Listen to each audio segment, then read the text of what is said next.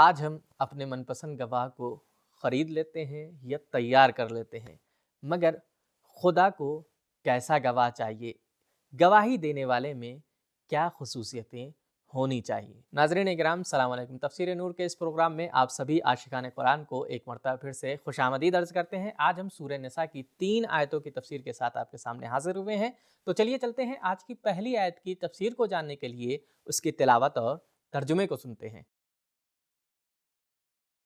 كتاب أنزلناه إليك مبارك ليدبروا آياته وليتذكروا الألباب بسم الله الرحمن الرحيم إن يشأ يذهبكم أيها الناس ويأت بآخرين وَكَانَ اللَّهُ عَلَى ذَلِكَ قَدِيرًا۔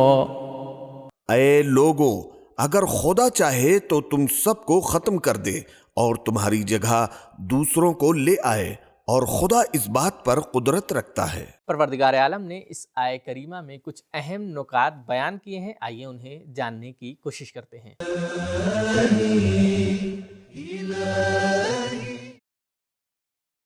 جب یہ آیت نازل ہوئی تو سرکار رسالت مآب صلی اللہ علیہ وآلہ وسلم نے اپنا دست مبارک سلمان فارسی علیہ السلام کی پشت پر مار کر فرمایا، وہ لوگ جنہیں خدا تعالیٰ لائے گا وہ ایرانی، عجم، فارس ہوں گے۔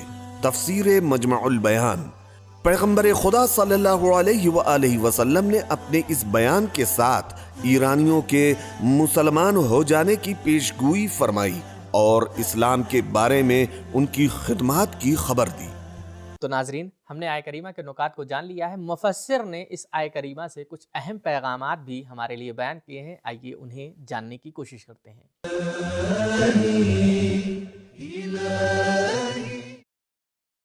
1. کافروں کو خدا تعالیٰ کی طرف سے مہلت دینا اس کی کمزوری نہیں بلکہ اس کی رحمت ہے۔ 2.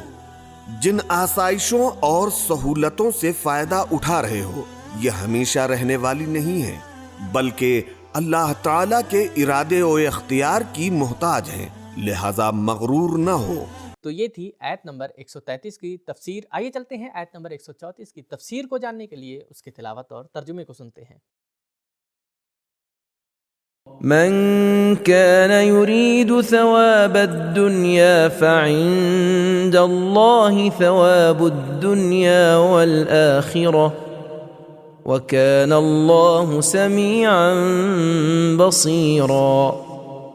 جو شخص دنیا میں بدلہ چاہتا ہو تو وہ جان لے کہ خدا کے پاس دنیا اور آخرت دونوں کی جزا ہے، اور اللہ تعالی سننے دیکھنے والا ہے۔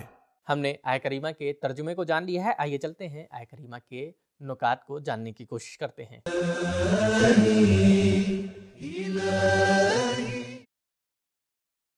'جو لوگ خدا سے دنیا و آخرت کی درخواست کر سکتے ہیں اور دونوں جہان کی نعمتوں سے فائدہ اٹھا سکتے ہیں، اگر وہ صرف دنیا کی نعمتوں کو ہی کافی سمجھیں اور جہاد اور دوسرے نیک کاموں کو انجام دینے میں بھی ان کا مقصد دنیا اور اس کے مادی فائدے ہوں، تو ایسے لوگ بہت بڑی غلط فہمی کا شکار ہیں۔ کفر کی طرف رغبت و جھکاؤ اور تقوی و پرہیزگاری نہ ہونے کی وجہ دنیا حاصل کر لینے کا گمان ہے، جسے یہ آیت رد کر رہی ہے۔ تو یہ تھے آیہ کریمہ کے اہم نکات۔ آئیے بڑھتے ہیں آیہ کریمہ کے پیغام کی طرف اور انہیں بھی جاننے کی کوشش کرتے ہیں۔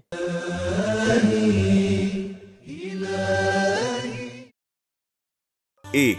انسان کے اندر نفع اور فائدہ حاصل کرنے کی خواہش موجود ہے۔ قرآن مجید اس خواہش کو انسان کی تربیت کے لیے استعمال کرتا ہے۔ 2. اسلام ایک جامع دین ہے اور وہ لوگوں کے لیے دنیا و آخرت دونوں میں سعادت و کامیابی کی ضمانت دیتا ہے، اور وہ چاہتا ہے کہ دونوں جگہ کی کامیابیاں انسان کو مل جائیں۔ 3. دنیا و آخرت اسی ذات کے ہاتھ میں ہیں، لہذا اپنی نگاہوں کو پھیلائیں اور مادیات اور تنگ نظری سے نکل کر دونوں جہان کو مد نظر رکھیں۔ 4 اگر دنیا ہی چاہتے ہو تو بھی خدا تعالیٰ سے چاہو، کیونکہ سب کچھ اسی کے دست قدرت اور اختیار میں ہے۔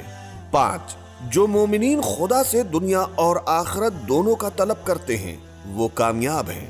ربنا آتنا فی الدنیا حسنۃ وفی الآخرۃ حسنہ، سورہ بقرہ آیت نمبر 201 کو پیش نظر رکھتے ہوئے۔ 6 خدا تعالیٰ کی طرف سے جزا و سزا ہمارے اعمال پر اس کے علم و آگاہی کی بنیاد پر ہے۔ 7 صحیح معنوں میں مومن اور مخلص بننا چاہیے، صرف ظاہری طور پر نہیں، کیونکہ خدا تعالیٰ سن بھی رہا ہے اور دیکھ بھی رہا ہے۔ تو یہ تھی آج کے پروگرام کی 2 آیتوں کی تفسیر۔ آئیے چلتے ہیں آج کے پروگرام کی آخری آیت کی تفسیر کو جاننے کے لیے اس کی تلاوت اور ترجمے کو سنتے ہیں۔ يا أيها الذين آمنوا كونوا قوامين بالقسط شهداء لله ولو على أنفسكم أو الوالدين والأقربين إن يكن غنيا أو فقيرا فالله أولى بهما فلا تتبعوا الهوى أن تعدلوا وَإِن تَلْوُوا أَوْ تُعْرِضُوا فَإِنَّ اللَّهَ كَانَ بِمَا تَعْمَلُونَ خَبِيرًا۔ اے ایمان والو، ہمیشہ عدالت کو قائم رکھنے والے بنو اور خدا ہی کے لیے گواہی دو، چاہے یہ تمہارے نقصان ہی میں ہو یا تمہارے والدین اور رشتہ داروں کے نقصان میں ہو۔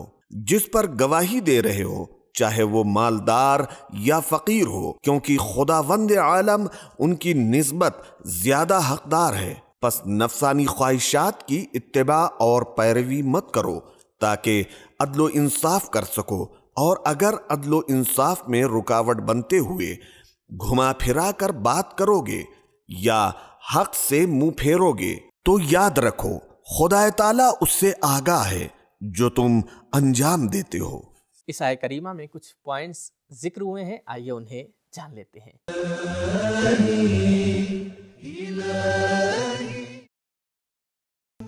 ممکن ہے فما نتبع الهوى ان تعدلوا کا مطلب یہ ہو کہ اپنی ہوائے نفس یعنی نفسانی خواہشات کی پیروی نہ کرو، کیونکہ اس کے نتیجے میں تم حق سے منحرف اور پھر جاؤ گے۔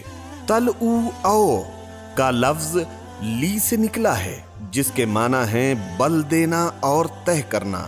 اس آیت میں اس سے مراد زبان کو غیر حق کے لیے گھمانا یا گواہی میں غلط بیانی کرنا ہے، یا عدالتی عمل کو منحرف کرنا اور اس میں تاخیر کرنا ہے۔ اس آیت کے سارے جملے اور کلمات عدالت کے مسئلے پر زور دیتے ہوئے تاکید کر رہے ہیں۔ عدل کا قیام، عدالت میں صحیح گواہی، ہر طرح کی فردی یا گروہی طرفداری سے دوری، کسی کو کمزور قرار دے کر اس کی طرفداری نہ کرنا حق و عدل کا معیار ہے۔ اس میں فقیر اور غنی یا اپنا اور رشتہ داروں کا کوئی تعلق اور کوئی فرق نہیں۔ انسان کی گواہی کی چند حالتیں ہیں۔ الف، کبھی استکباری قوتوں کے خلاف نفرت کی وجہ سے دولت مندوں کے خلاف ہوتی ہے۔ ب، کبھی مال و دولت اور مقام و منزلت پانے کی لالچ میں دولت مندوں کے حق میں ہوتی ہے۔ جیم، کبھی فقیر پر توجہ نہ دینے کی وجہ سے اس کے خلاف ہوتی ہے۔ دال، کبھی فقیر کے ساتھ ہمدردی کی بنیاد پر اس کے حق میں ہوتی ہے۔ اس آیت میں ان تمام رویوں اور برتاؤ کو باطل قرار دیا گیا ہے اور صرف عدل کے قیام کو حق قرار دیا گیا ہے۔ امام جعفر صادق علیہ السلام نے فرمایا، مومن کے مومن پر 7 حق ہیں، جس میں سے اہم ترین حق بات کرنا ہے، چاہے اس کام کا نتیجہ اس کے اپنے خلاف ہو یا اس کے رشتہ داروں کے خلاف ہو۔ تفسیر المیزان۔ ہم نے آیت کریمہ کے پوائنٹس کو جان لیا ہے، اب بڑھتے ہیں آیت کریمہ کے میسیجز کی طرف اور انہیں بھی جاننے کی کوشش کرتے ہیں۔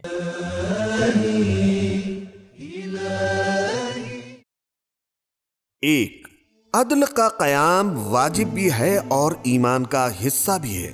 دو، عدالت کو قائم کرنا مومن کی عادت اور خصلت ہونی چاہیے۔ قوامین کا مطلب عدل و انصاف کو ہمیشہ قائم کرنے والے ہیں۔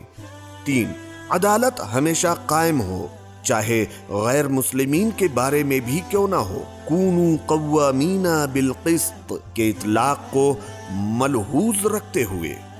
چار، عدل کا قیام زندگی کے ہر شعبے اور ہر حصے میں ہونا چاہیے، کیونکہ عدل کے قیام میں کسی خاص نام کا ذکر نہیں کیا گیا۔ پانچ، گواہ بننا اور حق بات کی گواہی دینا واجب ہے۔ چھ، گواہی دینے میں دنیاوی اغراض و مقاصد کا حصول نہیں ہونا چاہیے۔ سات، انسان کا اپنے خلاف اقرار قابل قبول ہے۔ آٹھ، قانون کو رابطے اور رشتہ داری پر ترجیح اور برتری حاصل ہے۔ نو، اپنے اور اپنے رشتہ داروں اور فقیروں کے حق کا دفاع حق اور رضائے خدا کے مطابق ہونا چاہیے۔ 10، غریبوں اور امیروں کا حقیقی نفع اور فائدہ ناحق گواہی دینے سے کبھی پورا نہ ہوگا۔ 11، قانون کے سامنے سب برابر ہیں۔ 12، نفس کی پیروی عدل کے قیام میں رکاوٹ ہوتی ہے، اس لیے خاندان کا لحاظ کرنا، امیر اور غریب کے فرق کو نگاہ میں رکھنا نفس پرستی کی علامت ہے۔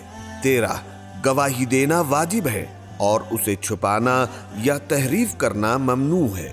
14، عدالت کے اجراء و قیام میں کسی بھی قسم کی تخریب، رکاوٹ پیدا کرنا اور تاخیری حربوں کا استعمال حرام اور ممنوع ہے۔